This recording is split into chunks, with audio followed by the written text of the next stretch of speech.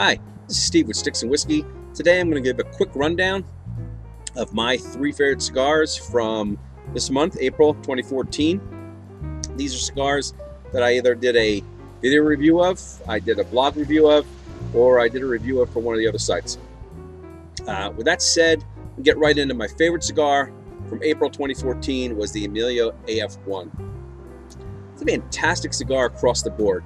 From a performance perspective, the construction was great, the smoke output was solid throughout the cigar, and the burn was great. The flavors were full as well.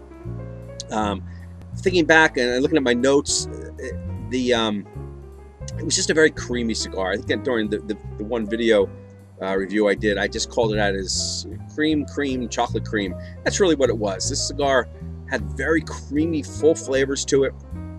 And although creamy, there was always a little bit of spice at the end, which kind of rounded off that flavor.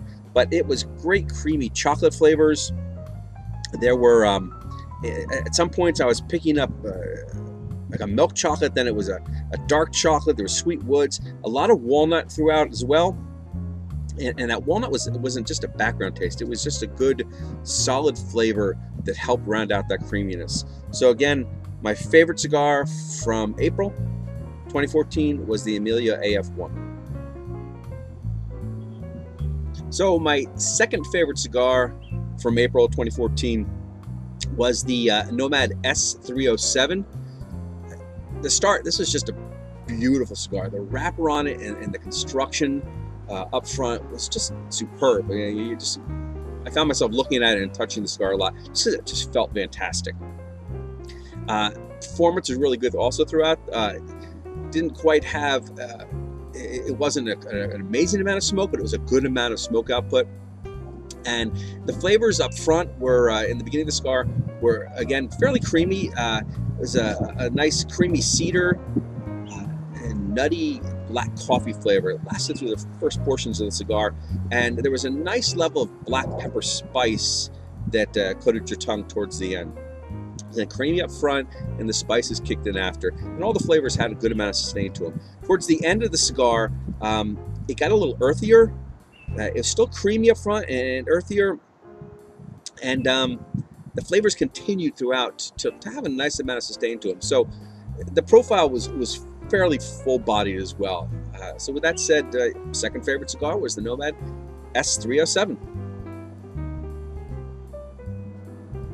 So my third favorite cigar for the month, although I almost picked the Aging Room M21 because it just had a lot of nice creamy flavors that I like. I ended up going with the Bodega Reunion Digestivo. Aside from being a great looking cigar and having great construction, and it had a good performance throughout, it had really unique flavors, and it was very complex in its flavor profile. It was a lot of sweet wood and leather up front, and there was this underlying walnut flavor. And the best part was this is a really fantastic cayenne pepper spice, this real sharp, crisp spice. Not overwhelming, but it was there, it was present towards the end of the profile. It was really a unique spice, and I really enjoyed it. As I worked through the cigar, there were a couple changes that kicked in. That cayenne pepper stayed there, it faded in and out a little bit, but it was always present. And then this nice black cherry flavor came in, which was also really unique, mixed with that leather. So it was like this leathery black cherry flavor with this nice cayenne pepper spice. The only thing I wish there was on that cigar is I wish there was more of the flavor. It was a medium bodied from a flavor perspective, and they were such great flavors, I just wanted more of them. But it ended up being my third favorite pick. So for the month, my favorite cigar was the Amelia AF1. Then I went with the Nomad S307 as my second favorite, and then the Bodega Reunion Digestivo as my third favorite cigar for the month. Now with that said, I'm going to go and finish up smoking a 1502 Ruby today. A separate review, and see you next time.